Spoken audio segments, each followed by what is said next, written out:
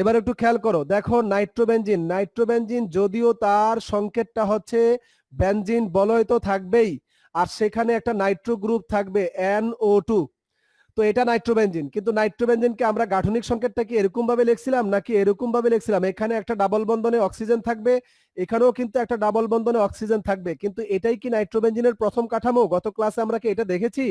নাইট্রোবেনজিনের প্রথম কাঠামো কি এটা, নাকি যে কোনো একটা অক্সিজেন দুইটা ইলেকট্রন, পাই বন্ধনের দুইটা ইলেকট্রন, দেখো একটা পাই বন্ধনের দুইটা ইলেকট্রন থাকে, অক্সিজেনের ইলেকট্রন নেওয়ার ক্ষমতা, টানার ক্ষমতা বেশি, তাই এই দুইটা ইলেকট্রন অক্সিজেন তার নিজের ইলেকট্রনটা তো নেয়ই এবং নাইট্রোজেনেরটাও নিয়ে নেয়। তখন কেন নিল? নাইট্রোজেন থেকে অক্সিজেন কেন পাই বন্ধনকে টান দিয়ে নিয়ে গেল? কারণ অক্সিজেনের নেওয়ার ক্ষমতা আছে, অক্সিজেনের ইলেকট্রন টানার ক্ষমতা, তড়িৎ ঋণাত্মকতার মান বেশি, তাই অক্সিজেন তার নিজের ইলেকট্রনটাও নিছে, নাইট্রোজেনেরটাও নিছে। তাহলে নাইট্রোজেন যেহেতু গেছে অক্সিজেনকে, তাই নাইট্রোজেন হয়েছে প্লাস আর অক্সিজেন হয়ে গেছে মাইনাস। এখন তুমি প্রশ্ন করতে পারো এই অক্সিজেনটাও তো স্যার এই পাই বন্ধনটা নিতে পারে, তাহলে অক্সিজেন হয়ে যাবে মাইনাস, নাইট্রোজেন আরেকটা প্লাস হলে নাইট্রোজেন ডাবল প্লাস হবে। না, এই অক্সিজেনটা নিতে পারে না, যে কোনো একটা অক্সিজেন ইলেকট্রন দুইটা, দেখো এদিকেও একটা অক্সিজেন আছে ডাবল বন্ধন আছে, এদিকেও একটা অক্সিজেন আছে ডাবল বন্ধন আছে, দুইটা অক্সিজেন কিন্তু পাই বন্ধন নিতে পারে না, যে কোনো একটা নিতে পারে। কেন? যখনই নাইট্রোজেন প্লাস চার্জগ্রস্ত হয়ে যায় তখন তার আবার ঘাটতি সৃষ্টি হওয়ার কারণে তার ইলেকট্রন টানার ক্ষমতা বেড়ে যায়, তখন অক্সিজেন আর নাইট্রোজেন প্লাস, নাইট্রোজেন যখন পরমাণু না, নাইট্রোজেন যখন প্লাস, তখন তার ইলেকট্রন ক্ষমতা মানে টানার ক্ষমতা, বন্ধনের ইলেকট্রনকে টানার ক্ষমতা এবং অক্সিজেনের ইলেকট্রনকে টানার ক্ষমতা দুটারই প্রায় কাছাকাছি এবং সমান। এই জন্য এই অক্সিজেন একটাই নেওয়ার পরে যখন নাইট্রোজেন প্লাস হয়ে যায় তখন আরেকটি কিন্তু আর নিতে পারে না, বরং কি হয়, এই নাইট্রোজেন প্লাস হওয়ার কারণে এমনিতেই নাইট্রোজেন তড়িৎ ঋণাত্মক মৌল, হয়তো অক্সিজেনের মতো অত তীব্র তড়িৎ ঋণাত্মক মৌল নয়, কিন্তু নাইট্রোজেনের উপর যখন প্লাস চার্জ সৃষ্টি হলো, ঘাটতির সৃষ্টি হলো, তখন কিন্তু তার ইলেকট্রনের প্রতি আসক্তি, আকাঙ্ক্ষা, ইলেকট্রন নেওয়ার ক্ষমতা, ইলেকট্রন টানার ক্ষমতা কিন্তু অক্সিজেনের সমপর্যায়ে হয়ে গিয়েছে। তো এখন নাইট্রোজেন এর থেকে হয়তো টানতে পারতেছে না, কারণ এর ক্ষমতা প্রায় কাছাকাছি বা সমান, এর তো মাত্র নিল, এর থেকে ইলেকট্রন মাত্র সে নিয়ে গেল, তাহলে এর থেকেও নিবে না। তাহলে নাইট্রোজেন প্লাস এখন কার থেকে টান মারবে? বলয়ের ভিতর থেকে বাহিরের দিকে টান মারবে। কোন ইলেকট্রনকে টান মারবে? সিগমা বন্ধনের ইলেকট্রনকে টান মারবে নাকি পাই বন্ধনের ইলেকট্রনকে টান মারবে? অবশ্যই সিগমা বন্ধনের জায়গায় যদি পাই বন্ধন থাকে, সেখানে যদি পাই বন্ধনও থাকে, অবশ্যই পাই বন্ধনকে আগে নিয়ে যাবে, সিগমা বন্ধনকেও নিতে পারতো যদি এখানে পাই বন্ধন না থাকতো। তাইলে এখন খেয়াল করো, এই পাই বন্ধনে কয়টা ইলেকট্রন? দুইটা। এই দুইটা ইলেকট্রন কার কার? এই কার্বনের একটা, যেটার সাথে নাইট্রোজেন সরাসরি যুক্ত, আর আরেকটা হচ্ছে এই কার্বনের। এই দুই কার্বনের মধ্যে একটা পাই বন্ধন হয়েছে, এই একটা ইলেকট্রন হচ্ছে এই কার্বনের, আরেকটা ইলেকট্রন হচ্ছে এই কার্বনের। এখন যখনই খেয়াল করো, এই নাইট্রোজেন যখন প্লাস হলো, নাইট্রোজেন কেন প্লাস হলো? এই অক্সিজেন ইলেকট্রন নিয়ে যাবার কারণে। কথাগুলো একটু খেয়াল করতে হবে। অক্সিজেন এই নাইট্রোজেন থেকে ইলেকট্রন কেন নিল? কারণ অক্সিজেন অপেক্ষা নাইট্রোজেনের যখন পরমাণু ছিল, নাইট্রোজেন যখন পরমাণু ছিল, খেয়াল করো আবারও বলছি, নাইট্রোজেন এখন কিন্তু তার মধ্যে প্লাস চার্জ নাই, নাইট্রোজেন কিন্তু এখন পরমাণু। এখন অক্সিজেন তার এই দুইটা ইলেকট্রন যখন সে নিয়ে গেল, তাহলে তখন হয়ে গেল নাইট্রোজেন প্লাস। নাইট্রোজেন প্লাস হয়ে যাবার কারণে কিন্তু তার খিদা, তার ইলেকট্রনের প্রতি আকর্ষণ বেড়ে গেল, ইলেকট্রন টানার ক্ষমতা বেড়ে গেল, তখন সে বলয়ের সাথে যে কার্বন যুক্ত, সেই কার্বন থেকে এই ইলেকট্রন বাহিরের দিকে টান মারবে। ফলে যখনই নাইট্রোজেন প্লাস হবে এই অক্সিজেনের কারণে, তখনই এই বন্ধনটা এখানে যাবে, আর এখানে যখনই যাবে, খেয়াল করো, এই বন্ধনটি যখনই এই নাইট্রোজেনের মাঝে আর কার্বনের মাঝে চলে যাবে, অর্থাৎ এই ইলেকট্রন নাইট্রোজেনের কাছে চলে যাবে, আর এই ইলেকট্রন তো কার্বন তার নিজের কাছেই রাখবে, তাহলে এই কার্বন তার ইলেকট্রনটা তার কাছেই রাখবে, কিন্তু এর ইলেকট্রনটা নিয়ে নাইট্রোজেনকে দিবে। তখন কি হবে দেখো, আমরা গতকালকে এগুলো বলেছি, আবার এটা রিপিট করছি, রিপিট করার যদিও সুযোগ কম, তারপরও করছি, কারণ এটা একটু কঠিন, অনেক ভুল করে, ভালো স্টুডেন্টরাও খুব ভুল করে, তো চর্চা করতে হবে। যদি আবারও করাই দিলাম কিন্তু চর্চা করলে না, তাহলে আবার ভুল করবা, হাজারবার ভুল করবা, ভুল হোক সমস্যা নাই, ভুল হলে আবার পেন্সিল দিয়ে আবার লিখবো, পেন্সিল দিয়ে আমরা একটু চর্চা করব, তাহলে ইরেজ করতে পারবো, খাতা বেশি নষ্ট হবে না। তো আমরা এই রেজোনেন্স কাঠামোগুলো একটু কঠিন হলেও আমরা এগুলো চর্চা করব, পেন্সিল দিয়ে দিয়ে খাতা একদম অনেক খাতা নষ্ট আমরা ব্যবহার করব, নষ্ট করা বলা যাবে না, এটা ব্যবহার। আমরা খাতা হোক, খাতা ব্যয় যাক, খাতা ব্যয় হোক, কিন্তু আমার সমস্যা নেই, রেজোনেন্স কাঠামোগুলো আমার বেশি বেশি চর্চা করতে হবে। তাহলে দেখো, এই কার্বনের সাথে এই নাইট্রোজেনের কিন্তু আগেই কিন্তু একটা বন্ধন ছিল, এখন এই বন্ধনটা এখানে যখন গিয়ে ডাবল বন্ধন হলো, তখন কিন্তু দেখো নাইট্রোজেনের সাথে এই অক্সিজেন কিন্তু মাইনাস আছে, কিন্তু এখন নাইট্রোজেন প্লাস যখন এই ইলেকট্রনটা নাইট্রোজেন পেল, তখন তার প্লাস প্রশমিত হয়ে গেল, প্রশমিত হতে পারে না। নাইট্রোজেন যখনই প্রশমিত হয়ে যায় তখনই এই অক্সিজেন আবার ইলেকট্রন টান দিয়ে নিয়ে যায়, কারণ নাইট্রোজেন প্লাস থাকলে এই অক্সিজেন নিতে পারে না, দুইজনের ক্ষমতা সমান। কিন্তু যখন এই বন্ধনটা এখানে আসে, নাইট্রোজেনের প্লাসটা প্রশমিত যেই মাত্র হয়, ঠিক একই সময়ে অক্সিজেন আর বসে থাকে না, এই পাই বন্ধনকে টান দিয়ে এসে নিয়ে যায়। তাহলে এখানে অক্সিজেন কিন্তু আগে ডাবল বন্ড ছিল, এখন কিন্তু একক বন্ধন হয়ে গেছে। আর দুইটা ইলেকট্রন দিয়ে যে একটা ডাবল বন্ধন ছিল, দোনোটা ইলেকট্রন এখন অক্সিজেনের আন্ডারে চলে গেছে, এখন অক্সিজেন হয়ে গেছে মাইনাস। তাহলে নাইট্রোজেনের ভাগ্যের কোনো পরিবর্তন হলো না, নাইট্রোজেন প্লাস প্লাসই থেকে গেল। কেন? সে দেখো এই বন্ধন আছে থাকবে, এই বন্ধন আছে থাকবে, কিন্তু এই যে বন্ধনটা এখানে ছিল, এই বন্ধনটা এখন এখানে চলে গিয়ে দুইটা ইলেকট্রন দিয়ে এই নাইট্রোজেনের সাথে একটা বন্ধন হয়েছে, এখন এই কার্বনটা প্লাস হয়ে গেল। এই কার্বনটা প্লাস কেন হলো? কারণ এখানে দুইটা ইলেকট্রন, একটা ছিল এই কার্বনের, একটা ছিল এই কার্বনের। এই কার্বনের ইলেকট্রনটাই মূলত নাইট্রোজেন পেয়েছে, হ্যাঁ, আর এই কার্বন তার ইলেকট্রন তার নিজের নিয়ন্ত্রণে এসে রেখেছে। তাহলে এই কার্বন প্লাস মাইনাস কিছুই হবে না, কারণ এই কার্বন তার ইলেকট্রন তার কাছেই রেখেছে, বরং এই কার্বনের ইলেকট্রনটা নিয়ে নাইট্রোজেনকে দিয়েছে। নাইট্রোজেনের প্লাস পরিবর্তন হলো না, নাইট্রোজেনের প্লাস কেন থাকলো? কারণ সে একদিকে এই কার্বন থেকে ইলেকট্রন পেয়েছে, আরেকদিকে তার ইলেকট্রন কিন্তু অক্সিজেন আবার নিয়ে গিয়েছে, ফলে তার প্লাস কিন্তু প্লাসই থেকে গেল। বুঝতে পেরেছো? তাহলে মাইনাস হয়ে গেল কে? এই অক্সিজেন। তাহলে আমরা দ্বিতীয় কাঠামোতে আমরা দেখছি দুটোটা অক্সিজেনই কিন্তু মাইনাস, আর প্রথম কাঠামোতে কিন্তু একটা অক্সিজেন মাইনাস ছিল, আর একটা অক্সিজেন কিন্তু মাইনাস ছিল না। তাহলে প্রথম কাঠামোতে নাইট্রোজেন ছিল প্লাস। নাইট্রোজেন সবগুলো কাঠামোর মধ্যে নাইট্রোজেনের উপর প্লাস চার্জ থাকে, নাইট্রোজেনের উপর প্লাস চার্জ কখনোই প্রশমিত হয় না। যেই মাত্র প্রশমিত হয় সেই মাত্র এ আবার অক্সিজেন টান দিয়ে নিয়ে গিয়ে অক্সিজেন হয় মাইনাস, এই কার্বনটা হয়ে যায় প্লাস। তাহলে আমাদের এটা হচ্ছে প্রথম কাঠামো, এটা হচ্ছে আমাদের দ্বিতীয় কাঠামো, মাঝখানে আমরা রিভার্সিবল চিহ্নটা দিয়ে দেব। ওকে, এবার যখন এই কার্বনের ঘাটতি হলো, এই কার্বনের ঘাটতি হলে তার পার্শ্ববর্তী বাই বন্ধন এখানে এসে এই ঘাটতিটা কি করবে? পূরণ করবে। কেউ কি আছে? আমাদের রিকোয়েস্ট আবার দিয়ে রাখছে নাকি? স্টুডেন্ট সংখ্যা কত আছে আজকে আমাদের? 19 জন। ভালো। নাইট্রোজেন এই বন্ধনটা নিয়ে গিয়েছে, তাই এই কার্বনটা প্লাস হয়েছে, এখন এর ঘাটতি পূরণ করবে এই বন্ধনটা এখানে এসে। তাহলে আমরা দেখতে পেলাম তৃতীয় কাঠামোতে কি ঘটবে তা দ্বিতীয় কাঠামোতে দেখাই দিব। কি হবে? জাস্ট একটাই পরিবর্তন, আর কোনো পরিবর্তন নাই। এই বন্ধনটা এখানে চলে আসবে, আর কিচ্ছু না। এই প্লাসটা এখন এখানে চলে যাবে, কারণ এই বন্ধনটা এখানে আসলে এই কার্বন প্লাস প্রশমিত হয়ে যাবে, কিন্তু এর ইলেকট্রনটা এর কাছে আসলে এইটা আবার প্লাস হয়ে যাবে। আর কোথাও কোনো পরিবর্তন নাই, যেমন যা আছে তাই থাকবে। তাহলে আমাদের তৃতীয় কাঠামোতে যা যা যেমন আছে তেমন থাকবে, সেটা আগে লিখি। কোনগুলো যেমন আছে তেমন থাকবে? এখানে ডাবল বন্ড থাকবে, যেমন আছে তেমন রইলো। এখানে নাইট্রোজেন প্লাস থাকবে, যেমন আছে তেমন রইলো। এখানে একক বন্ধনে অক্সিজেন মাইনাস থাকবে, যেমন আছে তেমন রইলো। এখানেও একক বন্ধনে অক্সিজেন মাইনাস থাকবে, যেমন আছে তেমন রইলো।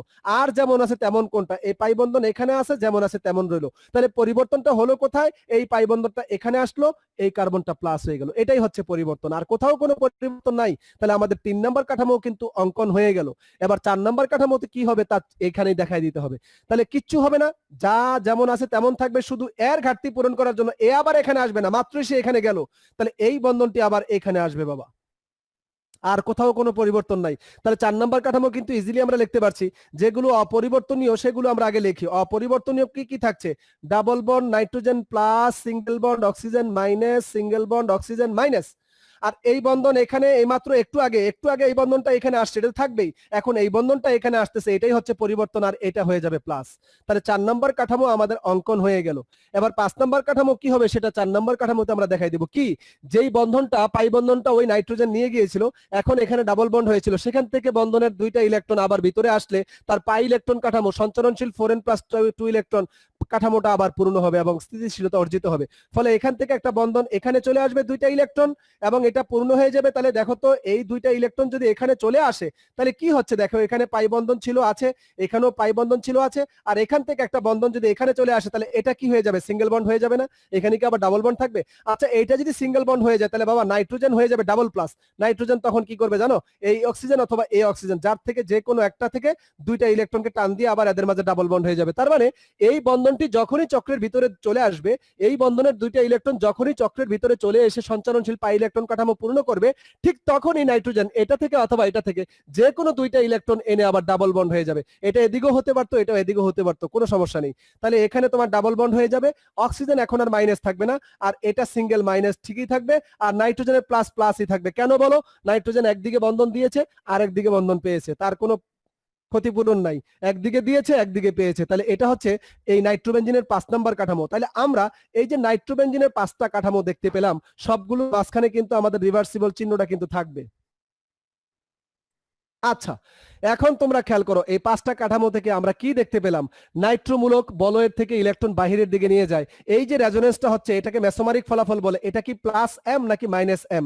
বলয়ের থেকে বাহিরের দিকে ইলেকট্রন নিয়ে যে রেজোনেন্স হয় সেটা হচ্ছে মাইনাস মেসোমারিক বা ঋণাত্মক মেসোমারিক, মাইনাস এম ফলাফল। তাহলে এখন তুমি খেয়াল করো এই যে বলয় গেল এটা প্লাস হলো, আবার এই বন্ধনটি এখানে আসলো এটা প্লাস হলো, আবার এই বন্ধনটি এখানে আসলো এটা প্লাস হলো। তাহলে 2 4 আর 6, 2 4 আর 6 প্লাস চার্জ সৃষ্টি হয়েছে। যেখানে মিথাইলের ক্ষেত্রে, ফেনলের ক্ষেত্রে OH মূলক, মিথাইল মূলক এবং NH2 মূলক, এমিনো OH বা হাইড্রোক্সিল মূলক এবং মিথাইল মূলক, এগুলো কিন্তু বলয়ের দিকে ইলেকট্রন দিয়ে অর্থ প্যারা অবস্থানে ঋণাত্মক চার্জ সৃষ্টি করেছিল। সেগুলো ছিল বলয় সক্রিয়কারী গ্রুপ, কারণ সেক্ষেত্রে বলয়ে ইলেকট্রনের ঘনত্ব ঋণাত্মক চার্জ সৃষ্টি হওয়া মানে বৃদ্ধি পেয়েছিল। অথচ দেখো এখানে নাইট্রোমূলক কিন্তু বলয়ের থেকে বাহিরের দিকে মাইনাস এম প্রভাবের মাধ্যমে ইলেকট্রন নিয়ে গিয়ে অর্থ অবস্থানে ঘাটতি, প্যারা অবস্থানে ঘাটতি, অর্থ অবস্থানে ঘাটতি, প্লাস চার্জ। তার মানে বলয়ে কি এই যৌগের মধ্যে কি ইলেকট্রন ঘনত্ব আগের মতোই আছে নাকি হ্রাস পেয়েছে? হ্রাস পেয়েছে। কার কারণে হ্রাস পেল? নাইট্রোমূলকের কারণে। তাহলে নাইট্রোমূলক ইলেকট্রন ঘনত্ব যেহেতু হ্রাস করেছে, তাহলে যৌগের সক্রিয়তা কমিয়ে দিয়েছে। কারো যৌগের ইলেকট্রন ঘনত্ব যদি হ্রাস পায় তার সক্রিয়তা কমে যায়, ইলেকট্রোফাইল সেখানে আক্রমণ করতে চায় না। তাহলে নিশ্চয়ই তুমি বলো এই নাইট্রোমূলক বেনজিন বলয়ের সাথে যুক্ত হয়ে বলয়কে ইলেকট্রন ঘনত্ব দিয়েছে নাকি বলয়ের থেকে ইলেকট্রন ঘনত্ব নিয়েছে? নিলে ঘাটতির সৃষ্টি হয়েছে। তাহলে বলয়কে কি করেছে? হ্রাস করেছে, সক্রিয়তা হ্রাস করেছে। তাহলে নাইট্রোমূলক একটি বলয় হ্রাসকারী মূলক, বলয় নিষ্ক্রিয়কারী মূলক। এবং নাইট্রোমূলক একটি মেটা নির্দেশক মূলক। প্রশ্নটা হলো কি? দুইটা প্রশ্ন। 1 নম্বর প্রশ্ন হলো কি যে ব্যাখ্যা করো NO2 মূলক বলয় নিষ্ক্রিয়কারী মূলক। এত মূলক একটি বলয় নিষ্ক্রিয়কারী গ্রুপ, এত মূলক একটি বলয় নিষ্ক্রিয়কারী গ্রুপ, বলয় নিষ্ক্রিয়কারী,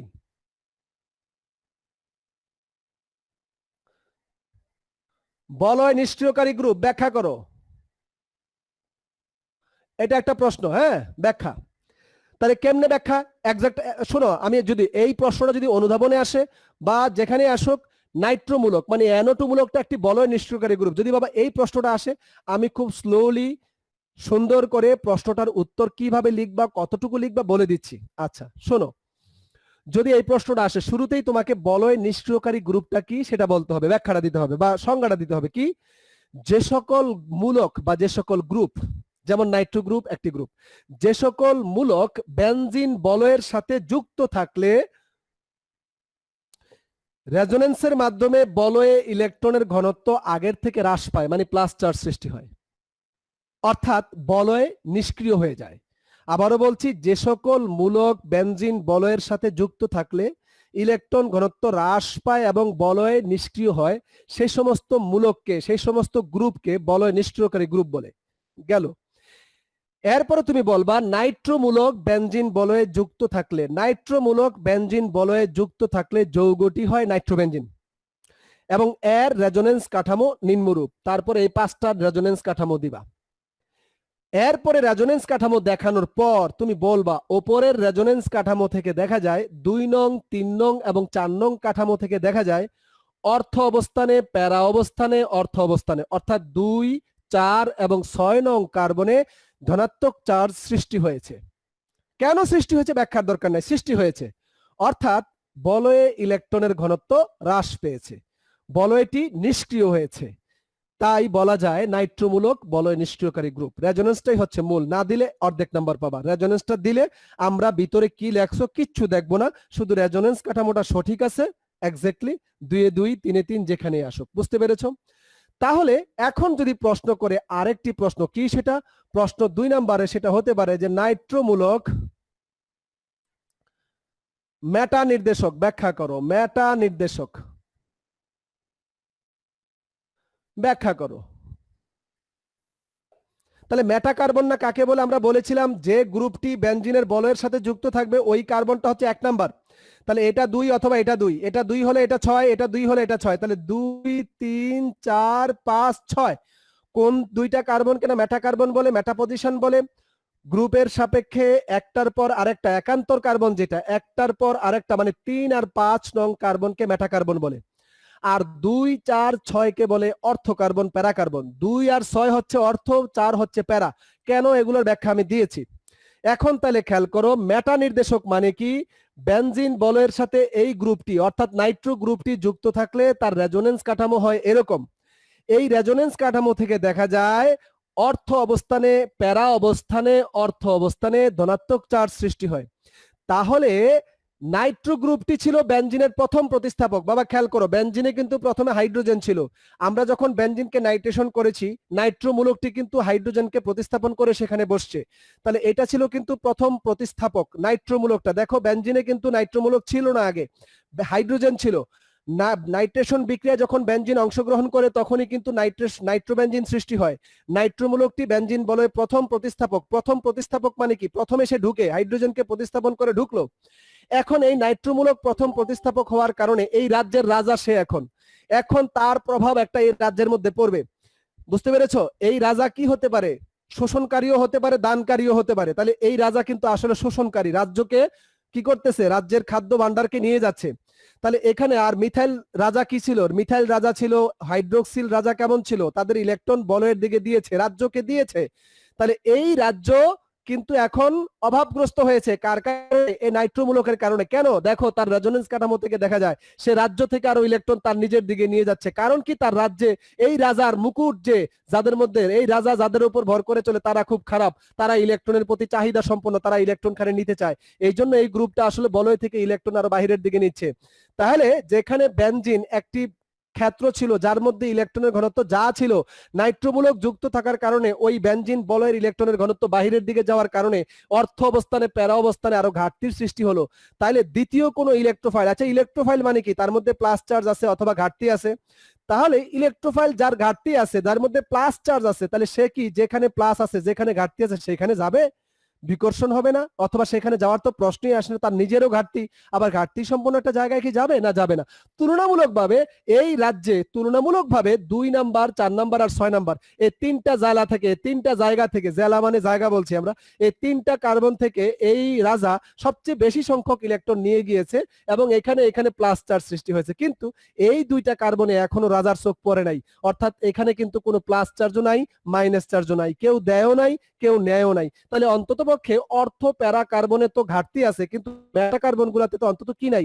ঘাটতি নাই। তাহলে ইলেকট্রোফাইল বলো, যেখানে ঘাটতি আছে সেখানে যাবে, নাকি যেখানে অন্তত ঘাটতি নাই সেখানে যাবে? যেখানে ঘাটতি নাই সেখানে যাবে। তাহলে নাইট্রো মূলককে অর্থাৎ নাইট্রোবেনজিনকে আমরা যদি দ্বিতীয় কোনো ইলেকট্রোফিলিক প্রতিস্থাপন বিক্রিয়া আমরা দেই, তাহলে সে যে বিক্রিয়াই দেই না কেন সেখানে যদি কোনো ইলেকট্রোফাইল থাকে, তাহলে নাইট্রোবেনজিনের ক্ষেত্রে যদি সে ইলেকট্রোফাইলটা বাকি যে 5টা কার্বন 1 2 3 4 5 এই 5 কার্বনে কিন্তু এখনো হাইড্রোজেন আছে, সেগুলোকে যদি প্রতিস্থাপন করতে চায় দ্বিতীয় কোনো ইলেকট্রোফাইল, কোনো প্রতিস্থাপক অর্থাৎ পরবর্তী কোনো প্রতিস্থাপক যেই আসুক, তাহলে নিশ্চয়ই নাইট্রোমূলক পরবর্তী প্রতিস্থাপককে বলবে তুমি অর্থতে প্যারাতে যেও না, কারণ সেখানে তো ঘাটতি আছে, যে তোমার লাভ নেই, তোমার ইলেকট্রন তুমি পাবা না, বরং আমার মেটা কার্বনে ইলেকট্রনের ঘনত্ব অর্থ প্যারা থেকে কি আছে? বেশি আছে, তুমি বরং সেখানেই যাও। তাহলে নাইট্রোমূলক এখানে পরবর্তীতে আগত কোনো ইলেকট্রোফাইলকে, দ্বিতীয় বা পরবর্তী কোনো ইলেকট্রোফাইলকে বা প্রতিস্থাপককে নাইট্রোমূলক কোথায় আসার জন্য নির্দেশনা দিচ্ছে?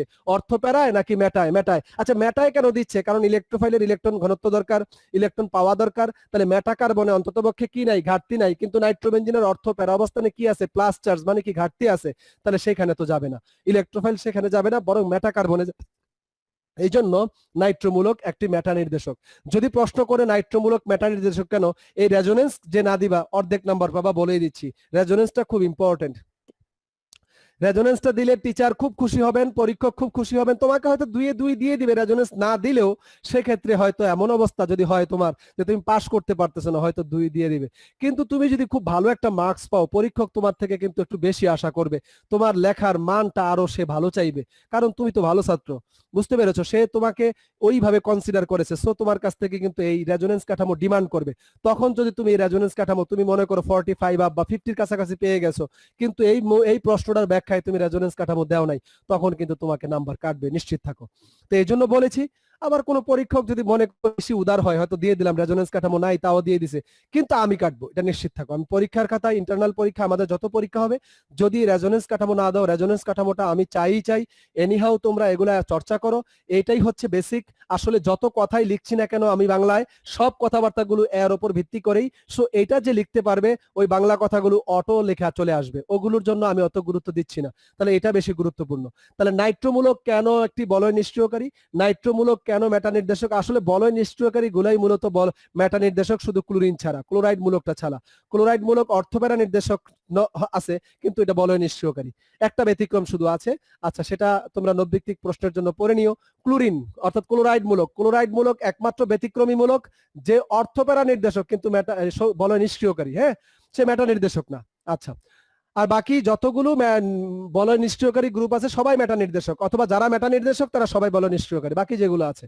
তাহলে আমরা একটু বোঝার চেষ্টা করি, বলয় নিষ্ক্রিয়কারী কারা? যারা বলয়ের সাথে যুক্ত হলে ইলেকট্রনকে বাহিরের দিকে নিয়ে বলয়ে ইলেকট্রন ঘনত্ব হ্রাস করে, প্লাস চার্জের সৃষ্টি করে, তারা হচ্ছে বলয় নিষ্ক্রিয়কারী। কারণ ইলেকট্রনের ঘনত্ব হ্রাস করা মানে বলয়ের সক্রিয়তা কমিয়ে দেওয়া, বুঝতে পেরেছ? আর মেটা নির্দেশকারী মানে কি? মানে সে তো এখন যুক্ত আছেই, পরবর্তীতে যদি কোনো কার্বনে কোনো ইলেকট্রোফাইল বা কোনো প্রতিস্থাপক যদি যুক্ত হতে চায়, আসে যদি, তাহলে এই গ্রুপটি পরবর্তীতে কেউ আসলে তাদেরকে বলবে অর্থ প্যারা অবস্থানে যেও না, মেটা অবস্থানে যাও। কেন? মেটা অবস্থানে অন্তত কি নাই? প্লাস চার্জ নাই। তুলনামূলকভাবে মেটা অবস্থানে ইলেকট্রনের ঘনত্ব কি আছে? বেশি আছে। তাই ইলেকট্রোফাইলকে নাইট্রোমূলক কি বলবে? মেটা অবস্থানে যাও এবং প্রতিস্থাপন বিক্রিয়া সম্পন্ন করো। তাই নাইট্রোমূলক কি বলা যায়? মেটা নির্দেশক বলা যায়। আশা করি বুঝতে পেরেছো। কারো কোনো প্রশ্ন থাকলে বলতে পারো। ক্লোরিনেরটা কি বলছেন? এই ফ্যাসালটা ফ্যাসায় না, এটা কি আমি আসছি এখন? স্যার ওই যে মাত্র বললেন এটা বলছি, এটা ব্যাখ্যা আছে পরে, ওইটা বললে আজকের ক্লাসে যে সময় এই সময় শেষ করতে পারবো না। আজকে এটা দেখো, এই দুইটা প্রশ্নের মধ্যে কোনো সমস্যা থাকলে, কারো কোনো জিজ্ঞাসা থাকলে সেটা বলো। স্বামী, কারো কোনো এখানে কোনো দেখো, প্রশ্নটা মন খুলে করো, আর এটার ব্যাখ্যা আবার অন্যভাবে পড়াবো, অন্যদিন পড়াবো।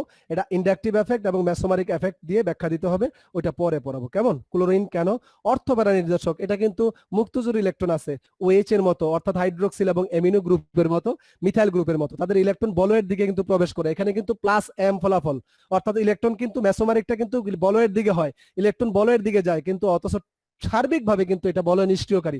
অর্থাৎ তুলনামূলকভাবে অন্য অর্থপ্যারা নির্দেশক যারা, তারা তো বলয় সক্রিয়কারী, ওরা যতটুকু ইলেকট্রন বলয়কে নিট ফলাফলে যেটুকু দেয়, কিন্তু ক্লোরিন তা দেয় না, তার থেকে কম দেয়।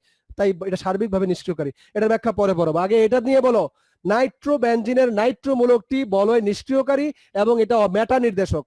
এই প্রশ্নটা যদি আসে আমরা কতটুকু লিখতে পারবো, কোথায় থেকে লিখবো? আগে বলয় নিষ্ক্রিয়কারী যদি আসে, বলয় নিষ্ক্রিয়কারী কেন সেটার জিনিসটা আগে বলবা, তারপরে রেজোনেন্স কাঠামো দিবা। রেজোনেন্স কাঠামো থেকে স্পষ্ট বলে দিবা যে এখানে বলয় ইলেকট্রন ঘনত্ব হ্রাস করেছে। কে হ্রাস করেছে? নাইট্রোমূলক। কিভাবে হ্রাস করেছে? রেজোনেন্স কাঠামোর মাধ্যমে। কোন রেজোনেন্স? -m রেজোনেন্স, -m ফলাফল, মাইনাস বা ঋণাত্মক মেসোমারিক ফলাফলের মাধ্যমে। কোথায় কোথায় হ্রাস করেছে? অর্থ প্যারা অবস্থানে হ্রাস করেছে। 2, 4, 6 যেহেতু প্লাস চার্জ সৃষ্টি করেছে, ইলেকট্রনের ঘনত্ব হ্রাস করেছে, এই জন্য এটা বলয় নিষ্ক্রিয়কারী। আর যেহেতু অর্থ প্যারা অবস্থানে হ্রাস করেছে প্লাস চার্জ, সেহেতু দ্বিতীয় কোনো প্রতিস্থাপক, দ্বিতীয় কোনো ইলেকট্রোফাইল নিশ্চয়ই অর্থ প্যারা অবস্থানে নির্দেশিত হবে না। নির্দেশিত হবে কোথায়? মেটা অবস্থানে। কেন নির্দেশিত হবে মেটা অবস্থানে? কারণ সেখানে অন্তত প্লাস চার্জ নাই, ঘাটতি নাই, তুলনামূলকভাবে ইলেকট্রন ঘনত্ব সেখানে বেশি আছে। এই জন্য দ্বিতীয় কোনো ইলেকট্রোফাইল, পরবর্তীতে কোনো প্রতিস্থাপক মেটা অবস্থানে আকৃষ্ট হবে, মেটা অবস্থানে নির্দেশিত হবে। তাহলে এই নির্দেশটা কে দিচ্ছে? কার কারণে হচ্ছে? নাইট্রো গ্রুপের জন্য। এই জন্য নাইট্রো গ্রুপটা হচ্ছে একটি মেটা নির্দেশক গ্রুপ। এরপরও যদি কারো কোনো সমস্যা থাকে, একেবারে সুন্দর করে বইয়ে লেখা আছে, নাইট্রো গ্রুপ, প্রত্যেক বইয়ে লেখা আছে নাইট্রো গ্রুপ কেন মেটা নির্দেশক, কেন বলয় নিষ্ক্রিয়কারী, মিথাইল মূলক কেন বলয় সক্রিয়কারী এবং কেন অর্থপ্যারা নির্দেশক। এই বিষয়গুলো সুন্দর করে লেখা আছে। একটু পড়বো বইটা, প্লিজ তোমরা একটু পড়বা। যদি সেখানে না বুঝার কিছু থাকে তাহলে অবশ্যই আমাকে স্মরণ করবে। আসো এবার আমরা আরেকটা প্রশ্নে যাই। একটা উচ্চতর দক্ষতার প্রশ্ন আমরা একটু লিখছি। উচ্চতর দক্ষতার প্রশ্ন অর্থাৎ ঘতে আসবে, ঘতে এই প্রশ্নটা আসে বেশিরভাগ ক্ষেত্রে। কি? টলুইন মানে methyl benzene is greater than benzene, এক, অথবা আসতে পারে benzene is greater than nitrobenzene, অথবা আসতে পারে, তিনটা দিয়ে খুব কমই আসে, টলুইন তারপরে বেনজিন তারপরে নাইট্রোবেনজিন, অর্থাৎ সক্রিয়তার ক্রম। এগুলো হচ্ছে সক্রিয়তা, মানে সক্রিয়তার দিক থেকে toluene is greater than benzene, মানে টলুইনের সক্রিয়তা বেশি কার থেকে? বেনজিন থেকে।